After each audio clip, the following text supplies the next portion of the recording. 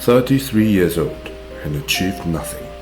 Failed test to become a government officer, which was thought to be the most decent kind of life. No money, no career, only filled with a bunch of skills and knowledge that were not so useful to make a living. I mean, wasn't it me? I was so resonated to this resume. But this wasn't me. It was Genpin in the year of 1619.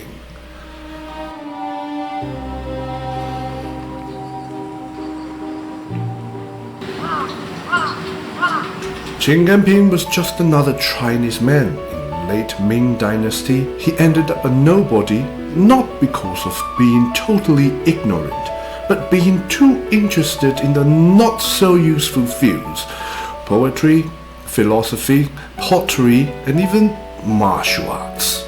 But then, just when he was about to fade away as a social reject, the fortune has chosen him to be in the situation of Isekai Tensei. He was reborn in another world and relived his life. It started with a death, well, near death. Genpin wasn't hit by a truck. It was dysentery which hit him. So serious when he first arrived in the New World, Japan. The Isekai situation didn't provide him with the cheap arrival package. He was penniless and homeless. Near death, he was pitied and taken care of in his clan hall. Luckily enough, there were other Isekai travelers under the same ancestral clan. The primary problem solved in all Isekai mangas were language, the communications with the New World locals. Genpin was a fast learner, and he mastered Japanese language pretty soon. Instead of giving a set of new skills that allows him to shine in a new world, his useless skills were recognized, and he started making a living as a calligrapher teacher. Among his students, there was this famous blind calligrapher Watanabe Umemine, and the words got spread. Genpin started gaining his fame among literaries and the governor. See, that's what I'm talking about. Uselessness might not be uselessness at all. What was thought to be useful knowledge might not work, but your persisting and pursuing that are thought to be useless might be of great use instead. 33 years of life wasn't wasted just because it doesn't get recognized. Let's think back it all. Was the most decent way the only way to live? Genpin's old life was all about learning and exploring. He had his passion in poems and literature, and after failing the test, he went on to Shaolin Temple, where he learned about medicine, pottery, and martial arts. He was such a life explorer, and I don't think he would be happy even he had achieved the kind of decent life in his old world. He would just get bored and had to travel around and get involved in all kinds of interesting projects, which is soon to happen in his new world. In the year of 1621, severely disturbed by the Japanese pirates, the Ming government sent off an anti-pirate general, Shan Fengxiang, to come to discuss with Japan government the topic of managing the pirates issue. Genpin was summoned along as a temporary translator. The anti-pirate operation failed, but Genpin was soon recognized due to his Japanese knowledge and richness in Chinese cultural accomplishment. Genpin got to know a bunch of famous scholars and governors that will be his friends and helping hands throughout his new life in his new world. Soon he received his first important and interesting project, drafting a chronicle of Nagato City for the daimyo Mori Terumoto, who later was accused being the cowardly chief commander during the Battle of Sekihara, not going to the battlefield and stayed in Osaka Castle instead. And after the chronicle project, Genpin moved on to Edo, which is Tokyo. Ghastly stayed in Kokushoji, which is burnt down under one of the greatest fire disasters of human history, the Edo Meireki fire and rebuilt into Shosanji. That is where he passed on his martial art knowledge into 3 martial artists, the founder of Kitoryu and Fukunoryu, which Kano Jigoro studied and then invented Judo. Why am I digging graves of this ancient man's Isekai Tensei story? Because I want to tell you that if you love something, you can love it. You can put all your resources, your attentions, and your life into it. No one, just no one in this world has the right to say to you about what you love. But being dedicated isn't enough. You have to excel in what you love. That means you have to put in effort.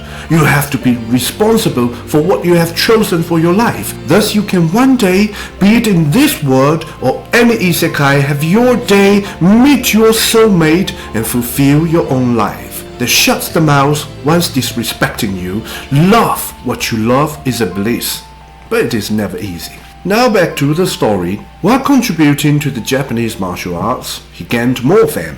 He got to meet the 3rd general of the Bakufu, Tokugawa Iemitsu, and the famous one-eyed dragon daimyo, Date Masamune. I have to say he was really the most impressive character I met in Sengoku Musou and Basara. I couldn't imagine how excited I would be asking Date to show his Musou or Basara skills. But the most important person Genpin met at this period was his future employer, Tokugawa Yoshinao, the head of the Gosanke, Big 3, 9th son of Tokugawa Ieyasu, the governor of Owari, which is Nagoya. For Genpin lived the rest of his life based in Nagoya and traveled to Nagoya to trace his footprints.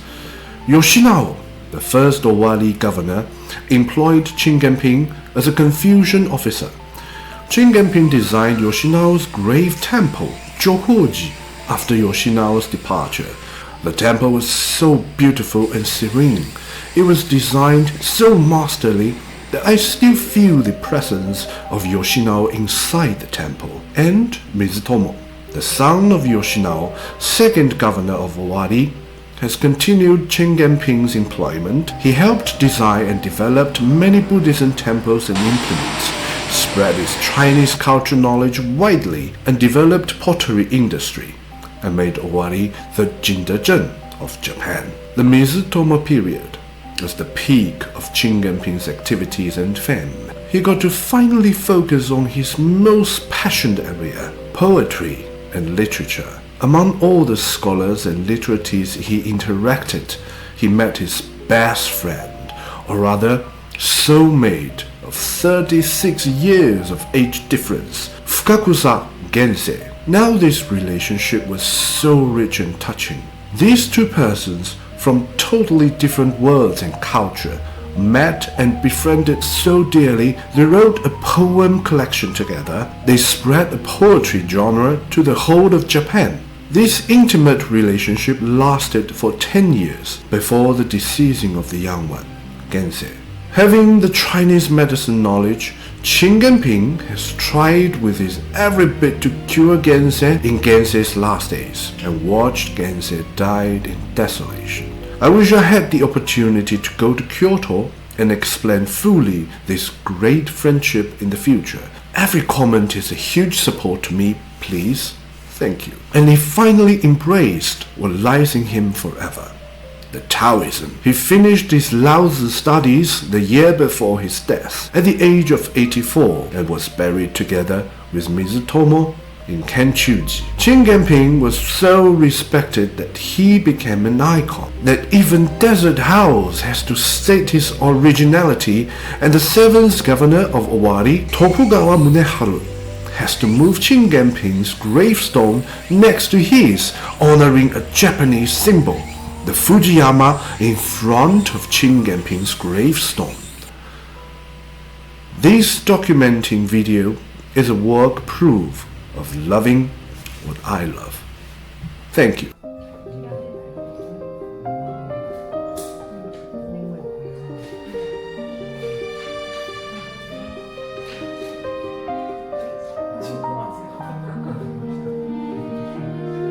真剣ピンさんと沖縄から伝わってきたからでどっちが早いか知らんけど真剣ピンさん日本人はあんまりそういうもの知らん頃に教えてくれたから。そうだな。え今の日本人は陳建品のことはしているの人はたくさんですか？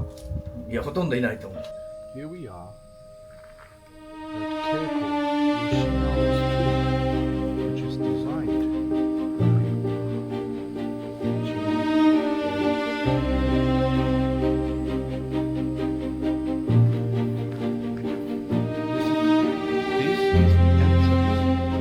Yoshinawa's tomb, which is designed by Genpin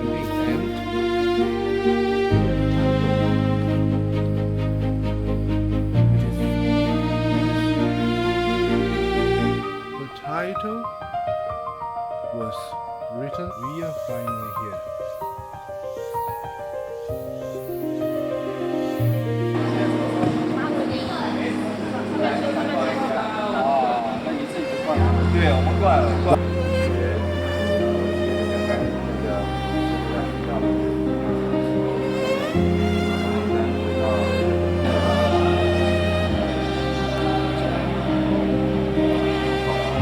这后面就是它这个木马，然后旁边是就像上面写的那样，它实际上是第7代的那个班主。对对对。它实际上是从一个寺庙里面再搬过来他的坟。我等下也可以展示它最早的坟是在哪里。是的，是的。然后后面这些的话都是陪死的那个，是一个非常大的一个，可能有几层楼高的一个佛像。这个佛像是为了纪念说他好像是他老婆，是他老婆还是他妈妈？就是德川一直的是可能是他老婆还是他妈妈去世的时候，然后他这个本来是立在那个灵物城里面。